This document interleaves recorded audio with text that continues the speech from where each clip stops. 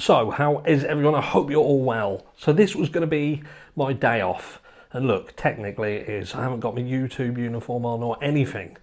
So I'm coming at you a bit raw.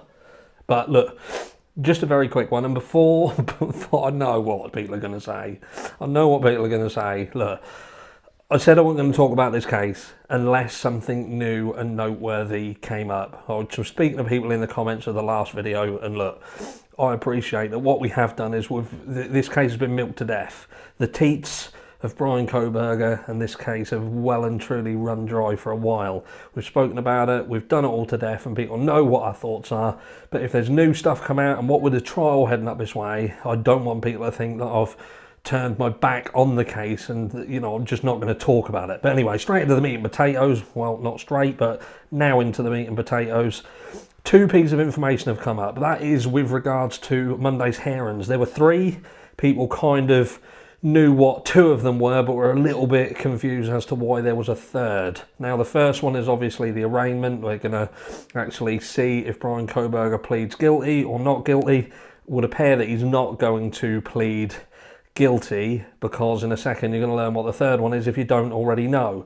The second one, it believes that, or it seems to be, the gag order is going to be spoken about again with respect of that. The third one, however, is this ongoing battle between the prosecution and the defence, and this is the prosecution battling the motion to compel. So what they're basically saying is, look, they're asking for stuff, they're asking for evidence, and we've given them everything. And we're, based on that, we're not giving them any more. We don't need to. Now, it's a little bit underhanded, because obviously what they've done in a snidey about way is this massive great data dump of 51 terabytes, and they're basically saying, look, we've given you everything, you do that. So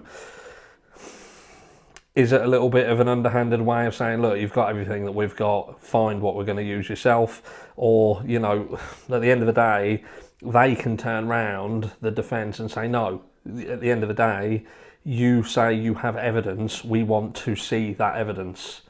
It's all right giving us a 51 terabyte data dump, but that isn't giving us what we're specifically asking for. So this ongoing battle is continuing. And the other piece of information that has come out is with reference to Bryan Kohbergers' sister. Now, I'm unsure at this time which sister it is in particular, but it would appear that what they're saying, or people are trying to say, we've got a video done over on Evil Exists. I do love that channel. There's a link to their video in the description of this one if you want to head over. But basically what it's saying is, look, because of the fact that Bryan Kohberger was wearing latex gloves, the fact that he was driving a white Hyundai Elantra, and the proximity between where he lived and where these murders happened, apparently they had even suspected him. Now that throws a little bit of a spanner in the works, because if Bryan Kohberger had all these little quirks, and I would almost feel that they would be able to come out and say these things have nothing to do with our brother, and the fact that we know him and we know why he does these things, and he's been doing this for a long time, that would have gone a lot further. So it would appear at the moment, if there's any truth to it, that Bryan Kohbergers' sister has well and truly just thrown that motherfucker under the bus.